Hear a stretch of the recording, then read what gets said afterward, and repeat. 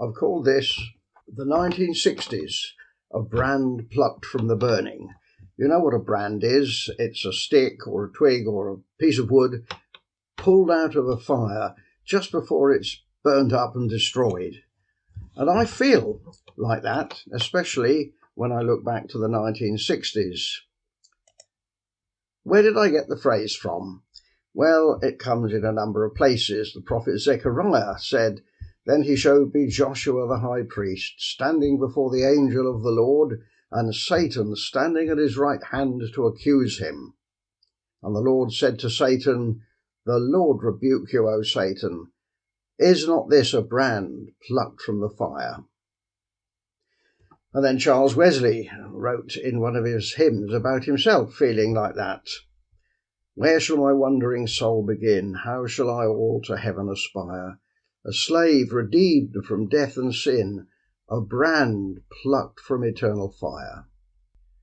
And his brother John Wesley in 1753 thought that he was dying, so he composed the epitaph he wanted to be put on his own grave, and it said, "Here lieth the body of John Wesley, a brand plucked out of the burning." And in his case, it referred back to the time when he was rescued as a child from an upper window in a burning house. Now, they say that we change every 7 years.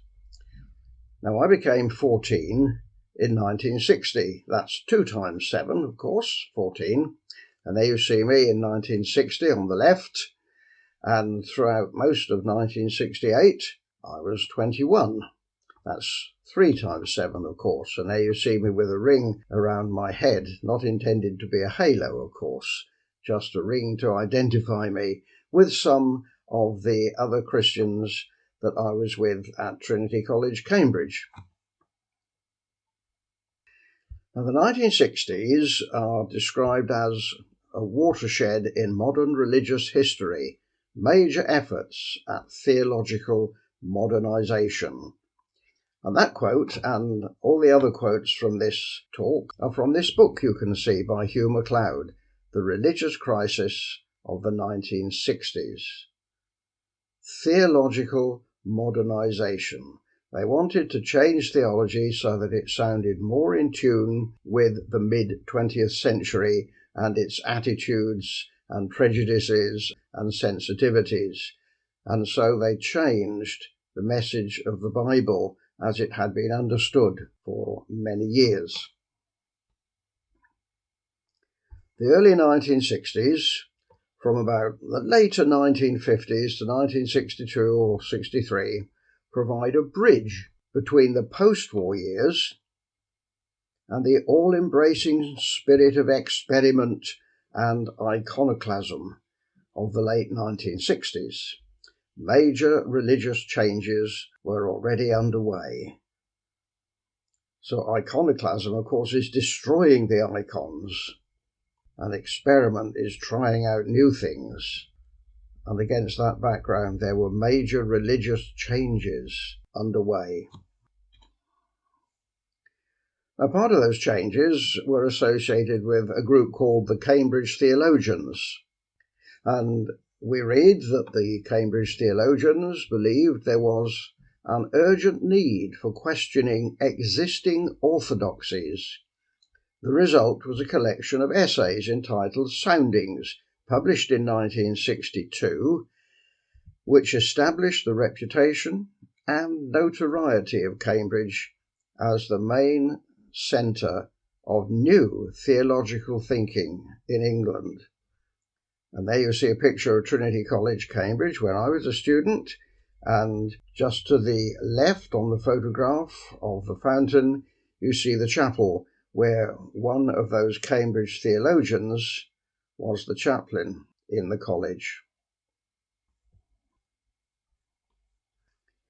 These liberals, the people who changed, I would say watered down, the Christian message as it had been preached and as I had understood it, they fatally opened the way for doubt and a massive growth in agnosticism. So I grew up in a time when doubt and unbelief were growing massively, partly through what was happening at Cambridge and being pumped out from that centre of new theological so-called modernization. And the book goes on to say, around 1967, the statistics of religious practice took a dramatic downward plunge. Nearly every country in the Western world saw a major decline.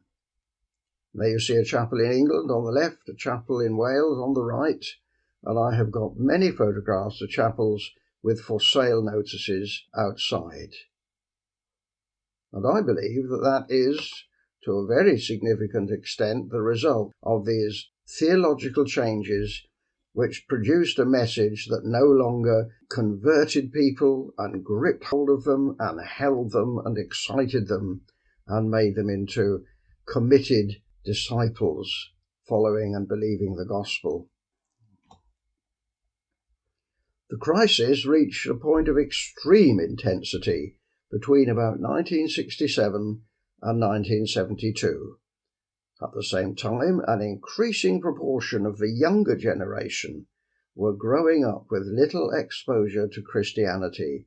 And there you see two congregations that I have preached to fairly recently, and I believe that congregations of that size and that average age are the result, very largely, of this weakened belief, weakened message. Just take Methodism for an example. That is a graph showing membership of the denomination in Britain from 1932 to 2017. You can see why it's called such a plunge. And yet, it was in that period that I came to faith, in the year 1963. And there you see me in 1963. And all this destruction, this burning up of the old faith and the old ways was going on as the background, and yet I came to faith, and I feel like a brand plucked from the burning. I feel a great sense of relief and gratitude when I read books like that one I showed you the cover of a few moments ago. And here I am in 2022. Can you see why I feel, is not this a brand plucked from the fire? A brand plucked from eternal fire, in Charles Wesley's words.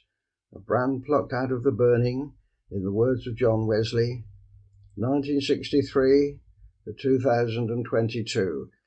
And when so many were turning away from the church and from God and from Jesus Christ and the gospel, somehow I was rescued out of that destruction, and somehow I still want to follow him, and I still believe in his truth.